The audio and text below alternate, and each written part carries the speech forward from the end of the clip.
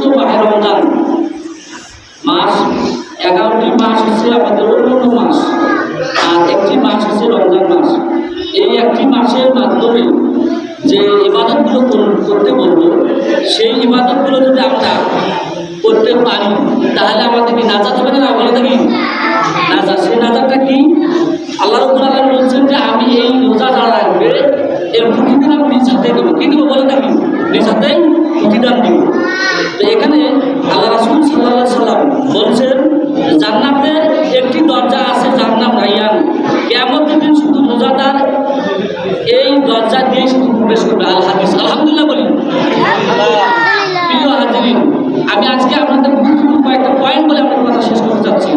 সেটা হচ্ছে পবিত্র মাহে রমজান আজকে সবেকত রাত, তাই না? এই সবেকত রাতের লাইলাতুল কদর রাত একটা হিসেব করা হয়েছে যে 83 বছরের ইবাদত। কত বছর বলেন দেখি? 83 বছরের একটা ইবাদত করলে যে সব, সেই সবটা হবে লাইলাতুল কদর রাত।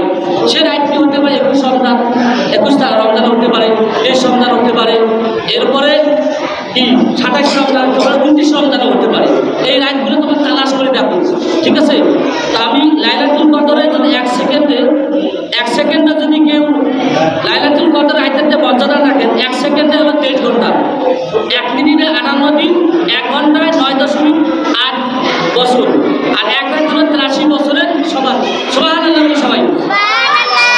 প্রিয় হাজিরিন, আমি শেষ করি যেমনিভাবে আমাদের একটা বডি বা শরীর আছে, এই শরীর যদি হাত পা অঙ্গ প্রত্যঙ্গ না থাকে তাহলে আমরা চলতে পারবো? বলেন পারবো না। ইসলামের একটা খুঁটি আছে, কালেমা, নামাজ, রোজা, হজ, যাকাত। অন্যতম একটি ইবাদত রোজা। এই রোজা রাখার মাধ্যমে আমাদের গুনাহ মাফ হয়ে যাবে। যারা রোজাগুলো পরিপূর্ণভাবে রাখবে, তারাবি নামাজ আদায় করবে, অন্য ইবাদত করবে, নিজের জীবনের জন্য আস্তাগফিরুল্লাহ তওবা করে নিজের জীবনে গুনাহ মাফ চাইবে, আল্লাহ তাকে ইয়াগফিরুল্লাহ যুনুবাকুম, আল্লাহ তার গুনাহ খাতাগুলো দিবেন, মাফ করে দেবেন। সেটা হলো রমজান মাস।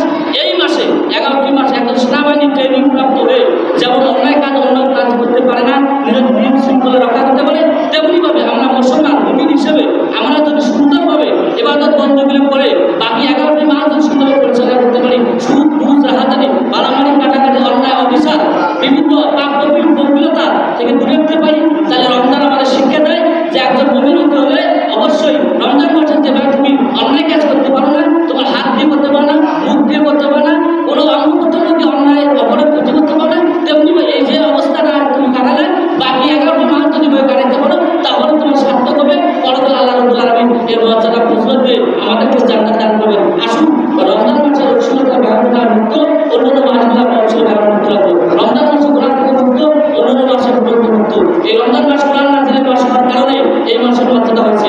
রমজান মাস সবেকত রাত অনুযায়ী মর্যাদা 17 রমজান বদর যুদ্ধ হয়েছিল, মুসলমানদের সংগঠিত যুদ্ধ জয়লাভ করেছিল। আসুন আমরা সেই রমজান মাসের তাৎপর্য আলোচনা নিয়ে আমরা এগিয়ে যেতে পারি। আল্লাহ রাব্বুল আলামিন আমাদেরকে গুনাহ থেকে মাফ করে দিয়ে পরকালে জান্নাতবাসী করুন, এই প্রত্যাশা রেখে আমরা